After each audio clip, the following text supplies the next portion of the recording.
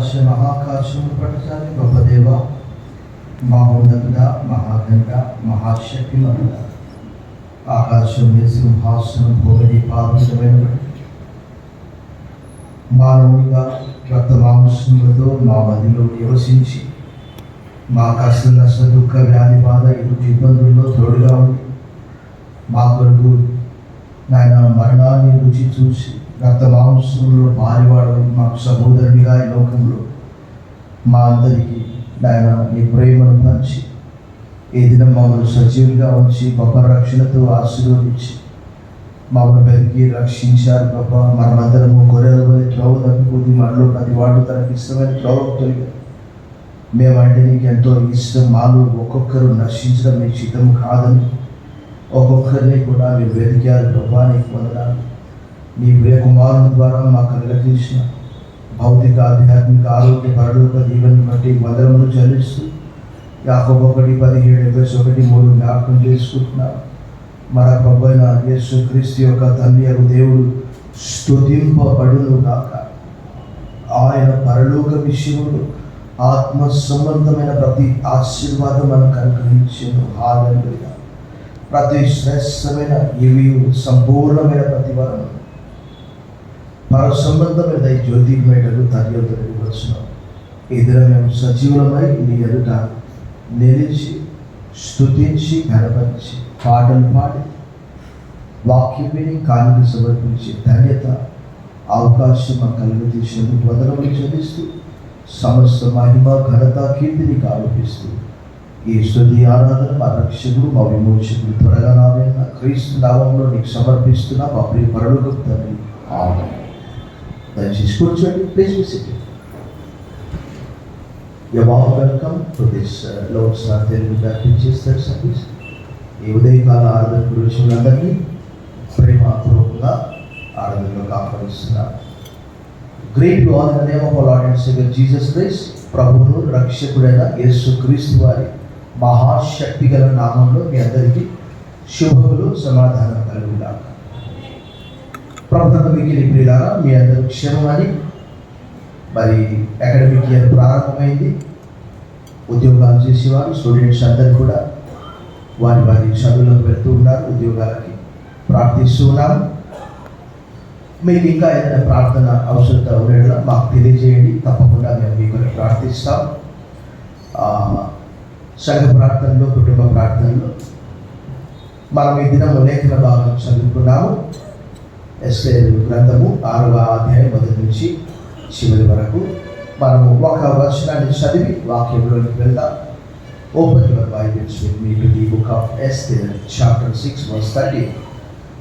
6వ అధ్యాయము 13వ వచనం మనం అందరం కలిసి ఒకేసారి చదివి కొంత సమయము వాక్యంలోని ఆ భావాన్ని మనం గ్రహించడానికి ప్రయత్నం చేద్దాం. క్యాజువల్గా ఎస్తేర్ గ్రంథంలో నుంచి అంటే కేవలం ఎస్తేర్ గురించి మాత్రమే చెప్తూ ఉంటారు.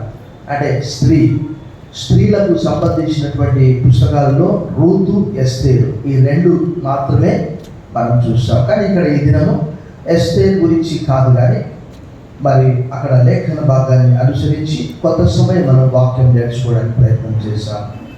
6వ అధ్యాయం 13వ వచనం మనం అందరం కలిసి ఒకేసారి చదవడానికి ప్రయత్నం చేశాం.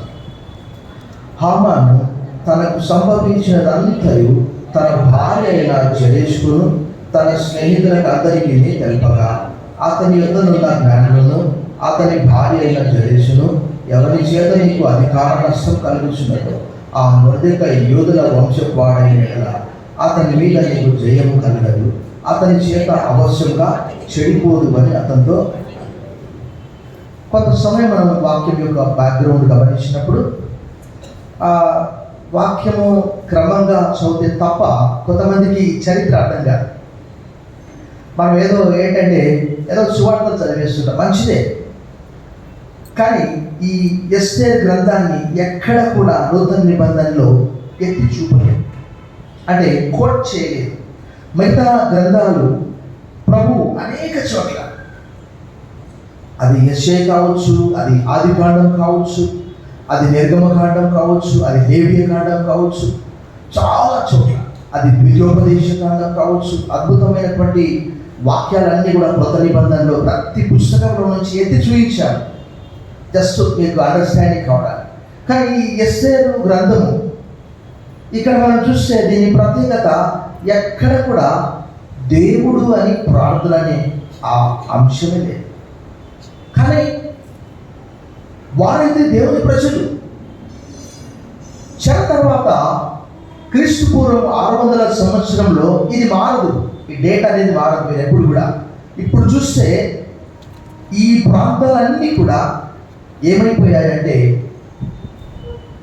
నేను పాస్టర్ గారు అనుకుంటూ ఉంటాను ఏంటంటే, ఒకప్పుడు చాలా వైభవంగా ఉన్నటువంటి ఆ దేశాలన్నీ కూడా ఈరోజు ఏమయ్యాయి తెలుసా? పెట్టకుప్పలుగా మారిపోయాయి.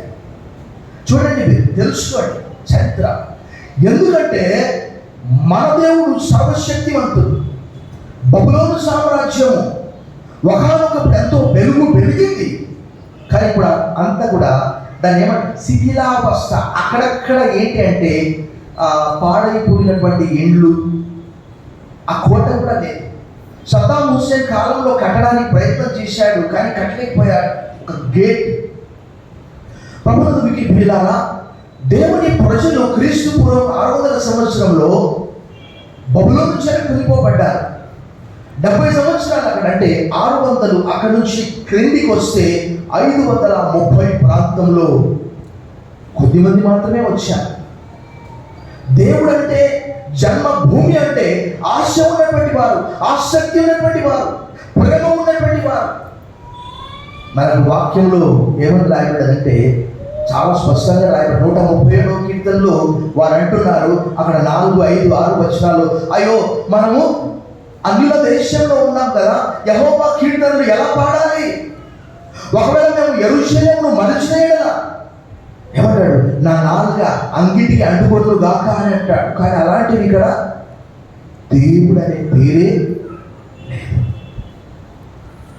కొద్ది మంది మాత్రమే. బబులోను సామ్రాజ్యము దానియేలు గ్రంథం 5వ అధ్యాయం 31వ వచనంలో కూలదోయబడ్డది.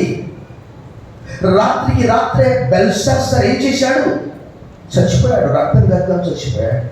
అక్కడ రాయబడ్డది, కొత్త రాజు వచ్చాడు. ఇప్పుడు ఇరాన్ మరియు ఇజ్రాయెల్ యుద్ధము జరుగుతూ ఉన్నది. ఒకనొకప్పుడు ఆ పర్షియా దేశమే ఇది, పారసిక సామ్రాజ్యమే. అక్కడ కోట్ల మంది 1.5 crore శేషిత ప్రజలు, అంటే కొద్ది మంది మాత్రమే 70 సంవత్సరాల తర్వాత యెరూషలేమునకు వచ్చారు. అది ఎజ్రా గ్రంథంలో ఎంతమంది వచ్చారో కూడా రాయబడ్డది. సుమారుగా 60,000 మంది వచ్చి ఉండవచ్చు, కానీ మిగతా వాళ్ళంతా అక్కడే ఉండిపోయారు. ఒకప్పుడు ఈ పారసిక దేశం ఇరాన్, అక్కడ దేవుని ప్రజలు బానిసలుగా ఉన్నారు. కానీ ఇప్పుడు పరిస్థితి మనం ఏం చూస్తున్నాం? ఒక 10 రోజుల నుంచి దేవుని ప్రజలు ఆదికాండం 12వ అధ్యాయంలో చాలా మందికి యూదులు అంటే ఎవరో తెలియదు, ఇశ్రాయేల్ అంటే ఎవరో తెలియదు. ఎవరైనా అడిగితే కూడా చెప్పడానికి ప్రయత్నం చేయరు, ఎందుకంటే వారికే తెలియదు. అక్కడ జరిగినటువంటి సంఘటన క్రీస్తు పూర్వము 483లో అహష్వేరోషు పరిపాలనలోకి వచ్చాడు. 480లో ఈ సంఘటన జరిగింది. దేవుని ప్రజలు ప్రపంచవ్యాప్తంగా ఇప్పటికీ అమెరికా దేశంలో 1,00,000 మంది ఉన్నారు. ఎందుకు మనము వారి గురించి మాట్లాడుకోవాలి అంటే మీకు 2 విషయాలు తెలియజేస్తాను. ఒకటి, క్రైస్తవ మతము యూదా మతంలో నుంచి వచ్చింది. చెట్టు ఒకటి, కొమ్మలు వేరు. సాక్షాత్ యేసు ప్రభువు వారు ఎవరు? యూదుడు. దేవుని వాక్యంలో బిలాము అంటాడు, యాకోబు రేణువులను ఎవరు లెక్క పెట్టగలరు? ఇశ్రాయేలు యొక్క 4వ పాలు ఇసుక రేణువులంతా అవుతుందని చెప్పాడు. 24వ అధ్యాయంలో అక్కడ 23:10లో సంఖ్యాకాండం. 24వ అధ్యాయం 17వ వచనంలో యాకోబులో నక్షత్రం ఉదయించునని ఒక అన్య ప్రవక్త బిలాము చెప్పాడు. ప్రభునందు వెకిలి ప్రియులారా, ఈ ప్రపంచాన్ని నడిపించేది ఈ అదృశ్య దేవుని హస్తము. ఎస్తేరు గ్రంథంలో శేషిత ప్రజలు అనగా కొంతమంది యెరూషలేము వెళ్ళిపోయారు, మిగతా వారంతా అక్కడే ఉన్నారు పారసిక దేశంలో. అంటే పర్షియా, ఇప్పుడు ఉన్నటువంటి ఇరాన్ అనుకోవచ్చు. అయితే అక్కడ వారు ఉన్నప్పుడు జరిగినటువంటి సంఘటన ఏంటంటే, ఈ అహష్వేరోషు పరిపాలనలోకి వచ్చిన తర్వాత ఆ మొదటి అధ్యాయం నుంచి 5వ అధ్యాయంలో మనము ఊరికట్లా వితిన్ 1 minute మనం నేర్చుకోవాలంటే, ఆయన పరిపాలనలోకి వచ్చిన తర్వాత 6 నెలలు అనగా 180 దినములు తన రాజ్య వైభవం నుంచి గొప్ప విందు చేయిస్తారు. ఆ చివరి 7 దినాల్లో భయంకరమైనటువంటి త్రాగు. ఆయన త్రాగి ఆ వస్తిని పిలువమని చెప్తాడు, ఆమె రాదు. దాంతో అవమానం అయిపోతుందని చెప్పేసి అక్కడ ఉన్నటువంటి సలహాదారులను అడిగితే మెముకాన్ అనే ఒక వ్యక్తి చెప్తాడు, అయ్యా రాజు మాట వినకపోతే ఈ రాజ్యంలో ఉన్న స్త్రీలందరూ మనం లెక్కలేరు అంటే 2వ అధ్యాయంలో అందాల పోటీలు జరుగుతాయి. ప్రభునందు మిక్కిలి ప్రియులారా, మొదటిదై దేవుడి పేరు ఎత్తకపోయినా, ప్రార్థన చేయకపోయినా, యూదుడని తను బహిరంగంగా చెప్పకపోయినప్పటికీ కూడా దేవుడి యొక్క ప్రణాళిక వారిలో ఉన్నది కాబట్టి వారిని నడిపిస్తూ ఉన్నాడు. వారు నశించడం దేవునికి ఇష్టం లేదు. అక్కడ మనం ఏం చూస్తామనంటే 2వ అధ్యాయంలో ఒక సంఘటన మనం చూస్తాం. అక్కడ ఏంటి అంటే, వస్తి రాణిగా ఉండడానికి అర్హురాలు కాదు, పట్టపు రాణిగా. కాబట్టి ఎవరు వచ్చారు? ఎస్తేరు వచ్చింది. ఎస్తేరుకు ఉన్నటువంటి మరొక హీబ్రూ పేరేంటి తెలుసా? హదస్సా. హదస్సా అంటే ఏంటి తెలుసా? నక్షత్రము అని అర్థం. అలా 3వ అధ్యాయంకి వచ్చే వరకు అక్కడ మనం ఆ సంఘటనలన్నీ కూడా జాగ్రత్తగా గమనించినప్పుడు, ఆ మొర్దెకై యూదుడు ఆ హామానుకు వంగి నమస్కారం చేయగా ఉన్నాడు. ఆ హామాన్ ఏం చేశాడంటే, హామాను మొర్దెకై యొక్క బ్యాక్గ్రౌండ్ తెలుసుకొని ఎలాగైనా అతన్ని చంపాలి, అతని మాత్రమే కాదు అతని జాతి అందరినీ నాశనం చేయాలని తలంచాడు. నాటి నుంచి నేటి వరకు 2వ ప్రపంచ యుద్ధంలో 1941 నుంచి 45 వరకు అడాల్ఫ్ హిట్లర్ జర్మన్ నియంత 60 లక్షల మంది యూదులను ఊచకోత కోశాడు. జెనోసైడ్ అంటారు, హోలోకాస్ట్ అంటారు ఆంగ్లంలో. నాటి నుంచి నేటి వరకు దేవుని ప్రజలు, ఈరోజు దేవుని బిడ్డలు క్రైస్తవులు కూడా ప్రపంచవ్యాప్తంగా హతసాక్షులు అవుతున్నారు. కానీ ఇక్కడ ఒక సంఘటన మనం చూస్తాం. ఏంటి అంటే, ఆ యొక్క హామాన్ ఒక సంఘటనలో మనం చూస్తాము ఏం చేస్తాడు. యూదులందరినీ కూడా మూకుమ్మడిగా 127 రాష్ట్రాలు అని మనం చెప్పుకోవచ్చు. ఎస్తేరు గ్రంథం 1వ అధ్యాయం 1వ వచనం, దానియేలు గ్రంథం 6వ అధ్యాయం 1వ వచనం 2వ వచనంలో చూస్తే 120 ఉన్నాయి. ఇవి కాస్త ఎక్కువ చేసేసాడు ఆయన. 120 నుంచి 127కు చేసేసాడు. మొత్తం 127 రాష్ట్రాలకు తాకిదంటే సిగ్నటరీగా అంటే ముద్ర ఉంగరంతో ముద్రించి వారందరినీ చంపేయాలనే ఆలోచన ఎవరికి? హామాను కలిగింది. ఆల్రెడీ పోయినాయి, ఆర్డర్స్ అని పోయినాయి. అప్పుడు చూడండి, రాజుకు నిద్ర పట్టకుండా చేసింది ఎవరంటే దేవుడే. చప్పట్లు కొట్టి బిగ్గరగా దేవుని భయపరచు. అలా నిద్ర పట్టకపోతే ఈ సంఘటన జరిగేది కానే కాదు. ఆయనకు నిద్ర పట్టకపోవడానికి గల కారణం ఏంటి అని అంటే, ఏదో ఎందుకంటే 2వ అధ్యాయంలో ఆయన చంపడానికి ప్రయత్నం చేశారు. ఎవరు? బిగ్తాను, తెరెషు అని 2 ద్వారపాలకులు, వారు నపుంసకులు. ఆ విషయము మొర్దెకై ఎస్తేరుకు చెప్తే, ఎస్తేరు పోయి రాజుకు చెప్తే అది విచారణ చేసి వారిద్దరిని 2వ అధ్యాయం 20వ వచనంలో ఏం చేశాడు? ఉరి తీయిస్తాడు. అప్పుడు దానియేలు గ్రంథము 6వ అధ్యాయం 18, 19 వచనాల్లో కూడా దర్యావేషు ఉన్నాడు అక్కడ. ఇక్కడ అన్య రాజ్యంలో దేవుని ప్రజలు ఏం చేస్తున్నారు?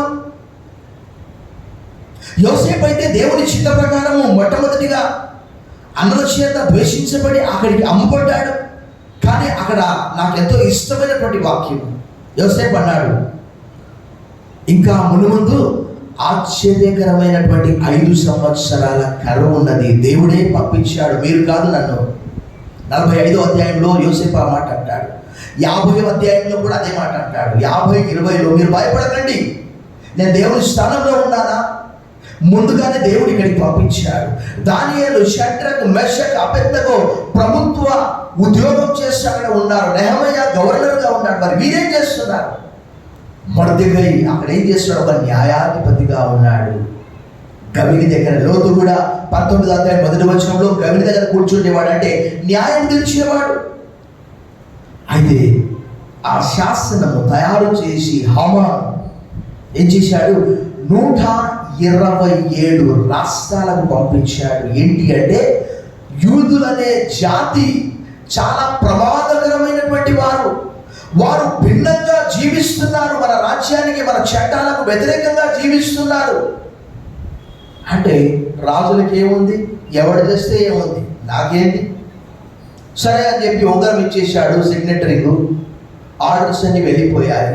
6వ అధ్యాయంలో నిద్రపట్టలేదు దర్యాబేషు, కూడా నిద్రపట్టలేదు. దర్యాబేషు తెలుసు దానియేలు ఎలాంటి వాడో. Daniel was blameless, Daniel was innocent, Daniel was just before the Lord and before the Darius emperor. అప్పుడు ఆయన 6వ అధ్యాయం 18, 19 వచనాల్లో నిద్రపట్టక ఆ యొక్క ఆ గుహ దగ్గరికి వచ్చి, జీవం గల దేవుని సేవకుడా అని చెప్పి ఒక అన్య రాజు మాట దేవుని స్తుతిస్తూ ఉన్నాడు. బిగ్గరగా చప్పట్లు కొట్టి ప్రభువుని భయపరచాడు. ఈ పారసీక దేశంలో 1.5 crore Jews అక్కడ ఉన్నారు. ఈ రెండు మీకు చెప్తాను. యూదులు అంటే ఎవరు? ఇశ్రాయేలు. ఇద్దరు కూడా ఒకటే. యాకోబు యొక్క 4వ సంతానమే ఎవరు? యూదా. దేవుని వాక్యంలో రాయబడినది స్పష్టంగా, యూదాలో నుండి రాజదండం వచ్చును. యేసు ప్రభువు వారు యూదా గోత్రానికి సంబంధించినటువంటి వ్యక్తి. ఇశ్రాయేల్ అంటే యాకోబు యొక్క పేరును దేవుడు ఏం చేశాడు? ఇశ్రాయేల్గా మార్చివేశాడు. అక్కడ మనం ఆదికాండంలో ఆ సంఘటన మనం చూస్తాం. చాలా మందికి ఇది అర్థం కాదు. అయితే ఈరోజు ప్రపంచవ్యాప్తంగా యూదులను ద్వేషించేవారు, క్రైస్తవులను ద్వేషించేవారు పెక్కుమంది. దాన్ని ఆంగ్లంలో యాంటీసెమిటిజం అంటారు. ఇప్పుడు మనం చూస్తున్నాము, ఇరాన్ దేశం ఒక 40-45 సంవత్సరాల నుంచి ఇజ్రాయెల్ దేశాన్ని భూమి మీద లేకుండా చేస్తాము, ప్రపంచ పటంలో నుంచి ఏం చేస్తాము? తుడిచిపెడతాము. చిన్న దేశము. ఇరాన్ జనాభా 9 కోట్లు అయితే ఇజ్రాయేలు జనాభా కేవలం 97 లక్షలు మాత్రమే. ఈరోజు ప్రపంచ దేశాలన్నీ కూడా, ప్రపంచంలో ఉన్న సైంటిస్టులు అందరూ కూడా ఎక్కువ మంది యూదులుగా ఉంటున్నారు, తర్వాత క్రైస్తవులుగా ఉంటున్నారు. ప్రపంచం అంతా కూడా ఇప్పుడు తెలుగు యూట్యూబ్లో ఓ ఇశ్రాయేలు నీ భాగ్యం ఎంత గొప్పది అని అంటున్నారు. కానీ ఈరోజు మనం క్రైస్తవులుగా చెప్పుకోవడానికి సిగ్గుపడుతున్నాం అనేక మంది. ఈ మొర్దెకై కూడా అక్కడ యూదులని చెప్పొద్దు. మనం నివసించే ప్రాంతంలో దేవుని వాక్యము తెలియజేస్తూ ఉన్నది. ఆ రోజు ఒక బిలాము ప్రవక్త సంఖ్యాకాండం 22వ అధ్యాయంలో 9 నుంచి 12 వచనాల్లో దేవుడు బిలాము దగ్గరికి వచ్చి ఎవరు వాళ్ళని అడుగుతాడు. ఎవరు వాళ్ళంటే, అయా సిప్పోరు కుమారుడైన బాలాకు మోయాబీయుడు, మేము వీరితో యుద్ధము చేస్తే గెలవలేము కాబట్టి నన్ను పిలిపించి నా చేత శపించాలని మీరు ప్రయత్నం చేస్తున్నారు. దేవుడు అంటాడు 22వ అధ్యాయం 12వ వచనంలో, వారు ఆశీర్వదింపబడిన వారు. చెప్పండి, నేను చెప్పినట్టు వారు ఆశీర్వదింపబడిన వారు. బిగ్గరగా చెప్పండి. ఆంగ్లంలో ఇలా రాయబడింది, ఫర్ దే ఆర్ బ్లెస్డ్ అనే మాట రాయబడింది. వారిని శపించడానికి నీవు వెళ్ళలేదు, వాళ్ళ వెంట వెళ్ళడానికి వీల్లేదని చెప్పాడు. ప్రభునందు మిక్కిలి ప్రియులారా, ఈరోజు ఒకవేళ దేవుడే వారి పక్షాన, దేవుడే మన పక్షాన లేకపోతే, ఎవరో ఒక మనిషి స్థాపించినటువంటి మతం అయితే ఈరోజు ఏం చేస్తారు తెలుసా? మానవులకు ఉన్నటువంటి ద్వేషము పరమగీతముల గ్రంథంలో రాయబడ్డది. ఈర్ష్య పాతాళమంతా కఠోరమైనది, ప్రేమ మరణమంతా బలవంతమే. మనిషిని కాల్చి ఏం చేస్తున్నారు తెలుసా? ఇప్పుడు పెద్ద స్టవ్ మీద వంట చేస్తారు చూడు, ఒక్కొక్క ఎముక కాల్చేస్తున్నారు. కాల్చి బూడిద చేసిపోయి బకెట్లా కలిపోయి అక్కడ చేస్తున్నారు. అలాంటి సంఘటనలు మనం కోకొల్లలుగా మనం చూస్తున్నాము. 1,50,00,000 మంది యూదులను చంపేయాలి మూకుమ్మడిగా ఆ రోజు అడాల్ఫ్ హిట్లర్ కూడా అలాగే ప్రయత్నం చేశాడు. రెండవ ప్రపంచ యుద్ధ 1941 నుంచి 1945 వరకు హోలోకాస్ట్ అంటారు, జెనోసైడ్ అంటారు. ఎందుకంటే యూదా ద్వేషి అతను. ఈ యూదులకు ఉన్నటువంటి అమోఘమైన ఆశ్చర్యకరమైనటువంటిది ఏంటి తెలుసా? జ్ఞానము. ప్రపంచంలో ఎంతమంది ఉన్నప్పటికీ వీరికి దేవుని వాక్యంలో ద్వితీయోపదేశకాండం 4:6 నేను ఎప్పుడు చెప్తూ ఉంటాను, నిశ్చయంగా ఈ జనులు జ్ఞాన వివేచన జనులని చెప్పుకొందురు. ప్రపంచ దేశాలన్నీ పేదరికంతో కూటికి లేక బాధపడుతూ ఉన్నాయి. కానీ ఈరోజు ఇజ్రాయెల్ దేశం ఎంత ధనికమైనటువంటి దేశం అంటే, యుద్ధానికి సంబంధించినటువంటి సామగ్రి అంతా కూడా ప్రపంచ దేశాలకు తయారు చేసి అమ్ముతూ ఉన్నది. ప్రపంచ దేశాలన్నీ కూడా ఈరోజు ప్రపంచ పరిస్థితులన్నీ కూడా యెరూషలేం వైపు చూస్తూ ఉన్నవి. ఎంత గొప్పవారని బిగ్గరగా చెప్పటువంటి ప్రభువుని భయపరుస్తారు. దేవుని యొక్క అదృశ్యమైన హస్తము మొర్దెకై ప్రార్థన చేయకపోయినప్పటికీ, మొర్దెకై దేవుడా అనే మాట అనకపోయినప్పటికీ, దేవుని యొక్క ధర్మం ఏంటో తెలుసా? వారిని కాపాడడం.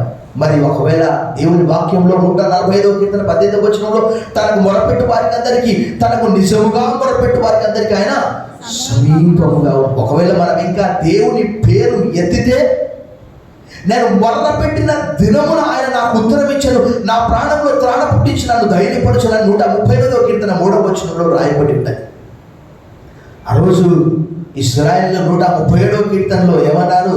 అయ్యో మేము అన్య దేశంలో ఉన్నాము, కీర్తనలు ఎలా పాడాలన్నారు.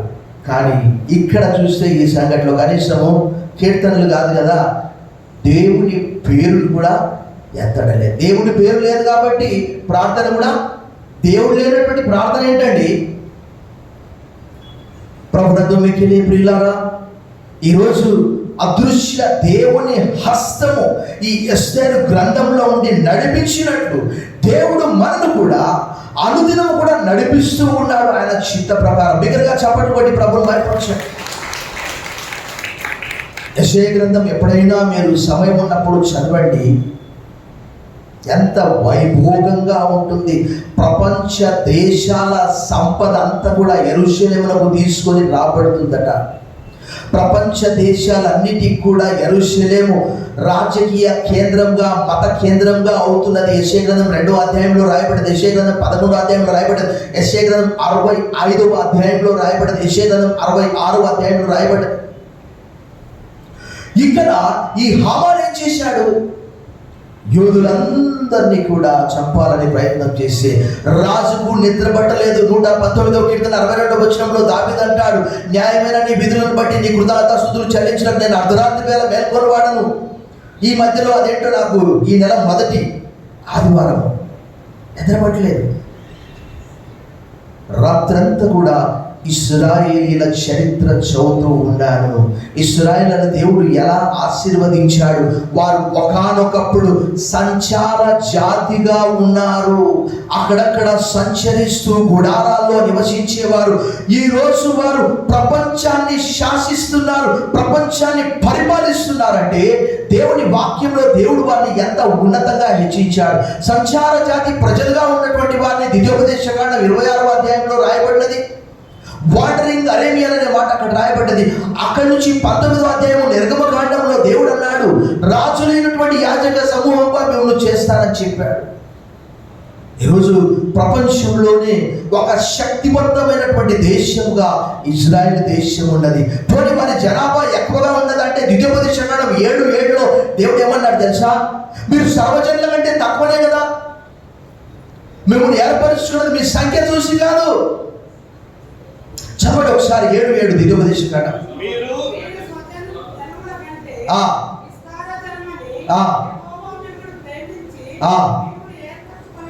మీరు విస్తార జనమని మిమ్మల్ని ప్రేమించి ఏర్పరచుకోలే. చాలు, మీరు సమస్త జనముల కంటే లెక్కకు తక్కువ. ఇక్కడ ఆ రాజుకు నిద్ర పట్టకుండా అయిపోయింది. నిద్ర పట్టకుండా అయిపోయి ఎవరు అక్కడ రండి, ఇక్కడ మహారాజా 2వ అధ్యాయం 21 నుంచి 23 వచనాల్లో బిగ్దాను తెరేష్ అనే వారు నన్ను చంపడానికి ప్రయత్నం చేశారు, వారిని ఉరి తీయించాను. 2:23లో ఎవరైతే ఈ సమాచారం తీసుకొని వచ్చాడో మొర్దెకై, అతనికి ఏమైనా బహుమానం ఇవ్వబడ్డదా? రాజుకు ఆ రాత్రంతా కూడా నిద్ర లేదు. దానియేలు గ్రంథం 6:18-19 కూడా రాయబడ్డ విషయం. నాట్యము, వాయిద్యాలు అన్ని కూడా క్యాన్సల్ చేసుకున్నాడు. మనస్సు నెమ్మది లేదు, శాంతి లేదు, సమాధానం. ఎందుకు ఇలా జరిగిందో? దేవుడే, అదృశ్యమైనటువంటి దేవుడు. సామెతలు 21:1 రాయబడింది. ఏంటి తెలుసా? యెహోవా చేతిలో రాజు హృదయము నీటి కాలువల వలె పారబడుచున్నది, ఆయన తన చిత్త వృత్తి చొప్పున దాన్ని త్రిప్పుననే మాట రాయబడింది. జమ్ము పెట్టెలో మోషేను వచ్చినప్పుడు దేవుడే ఆ మోషేను గిచ్చాడు. అందుకే అతను ఏడ్చాడు. ఏడ్చినందుకే ఆ ఫరో కుమార్తె వచ్చి ఆ చిన్న పిల్లవాడిని తీసుకొని వెళ్ళి ఆ యొక్క ప్యాలెస్లో, ఫరో యొక్క ప్యాలెస్లో తను ఉంచుకున్నది. ఆ రాజుకు నిద్ర పట్టకపోయేసరికి ఎవరక్కడ? మహారాజా, ఆ మొర్దెకైకి ఏదైనా బహుమానం, ఏదైనా ఘనత ఇవ్వబడిందా అని చెప్పి తీసి చదివించుకున్నాడు. చదివిస్తే ఆయా మహారాజా అతనికి ఏమి ఇవ్వబడలే. అప్పుడే హామాను ఏం చేశాడు? 50 అడుగుల ఎత్తు ఉన్నటువంటి ఒక కొయ్య, గ్యాలోగస్ అని ఆంగ్లంలో స్టేక్ అని కూడా అంటారు, తయారు చేసి 5వ అధ్యాయంలో మనందరికీ తెలుసు, 4వ అధ్యాయం మనందరికీ తెలుసు. ఏంటది 4వ అధ్యాయంలో? 30 దినముల వరకు ఏ వ్యక్తి కూడా రాజు దగ్గరికి వెళ్ళడానికి వీలు లేదు.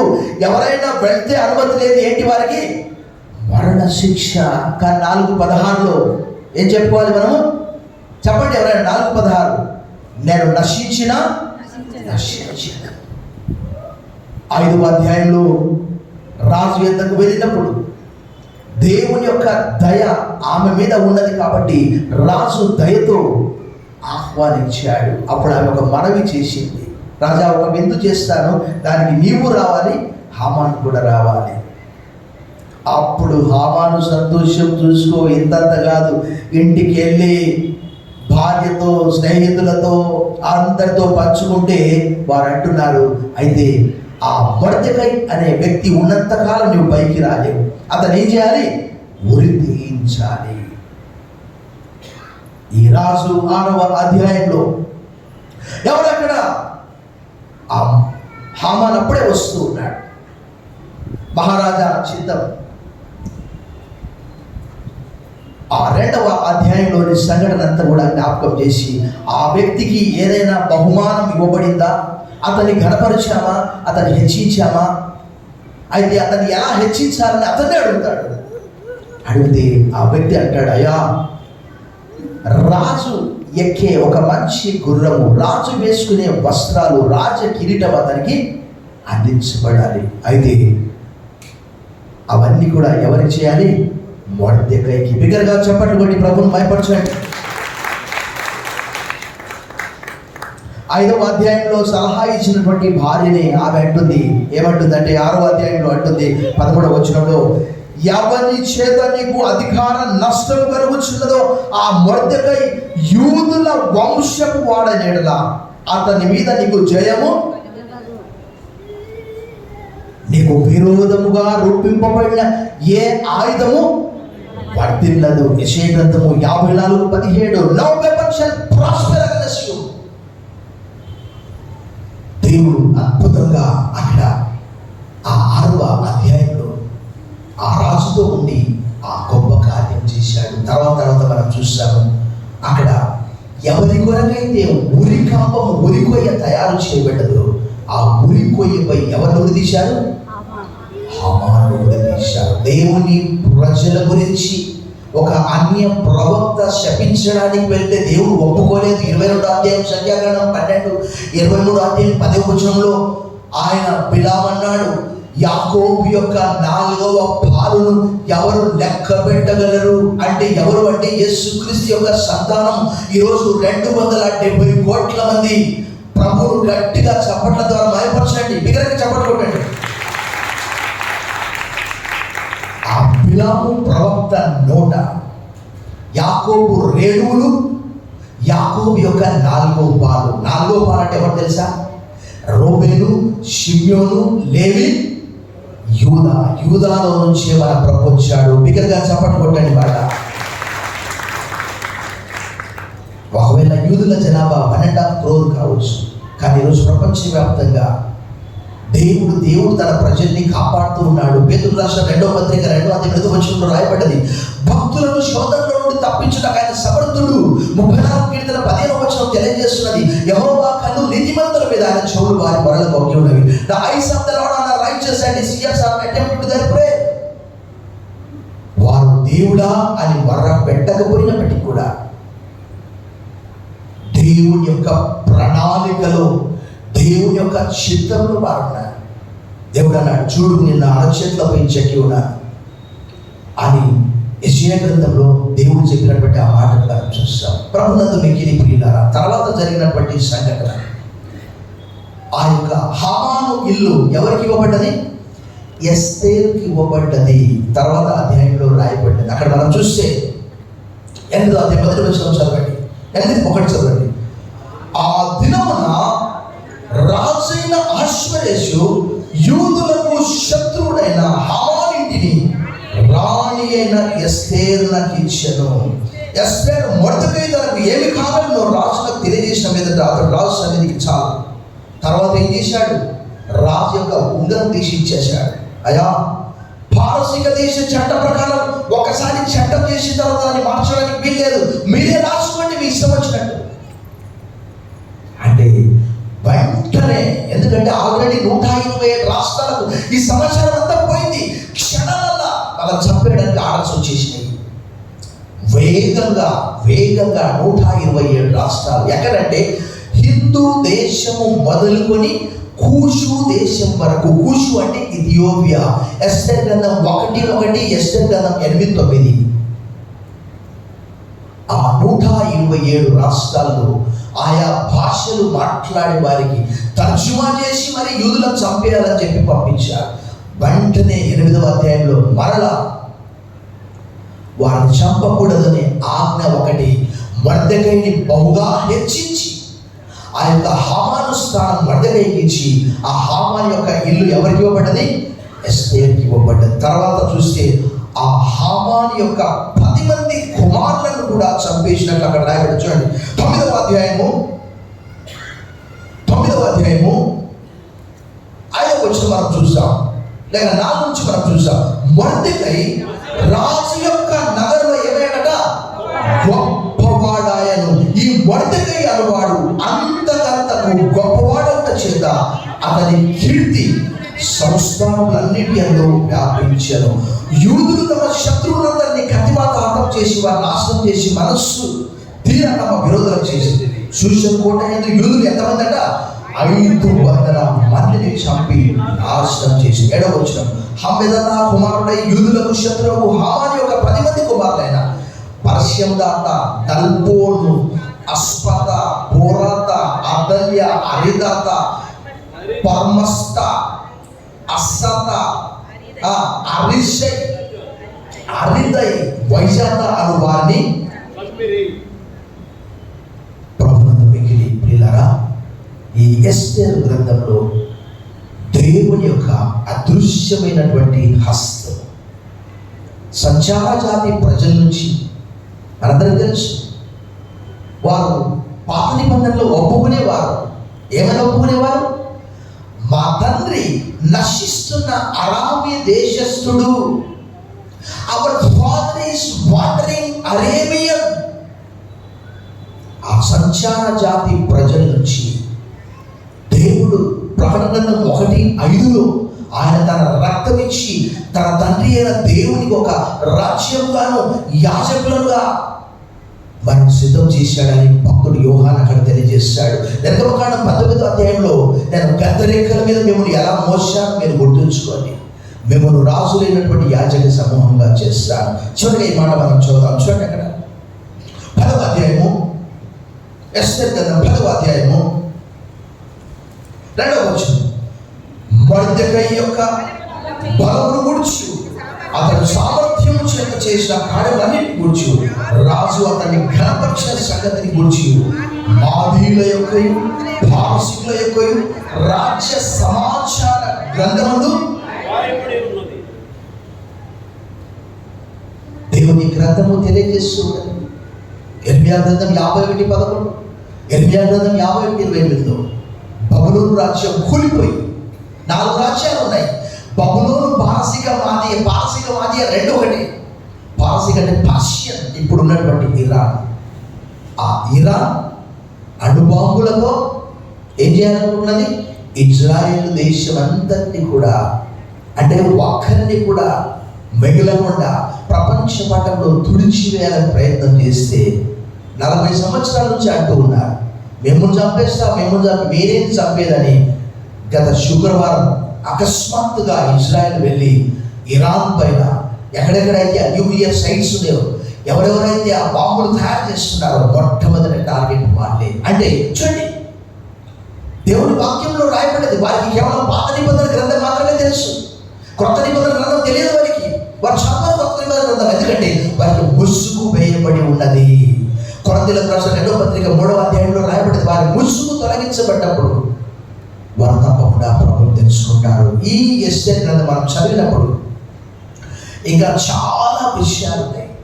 ప్రభు యొక్క కళ్ళు 103వ కీర్తన 19వ వచనంలో రాయబడింది, ఆయన సార్వభౌముడుగా ప్రపంచమంతా కూడా ఆయన సింహాసనం మీద ఆసీనుడై ఉన్నాడని కీర్తనకారుడు 103:19 తెలియజేస్తాడు. తను వచ్చండి, మనము ప్రార్థన చేశాం.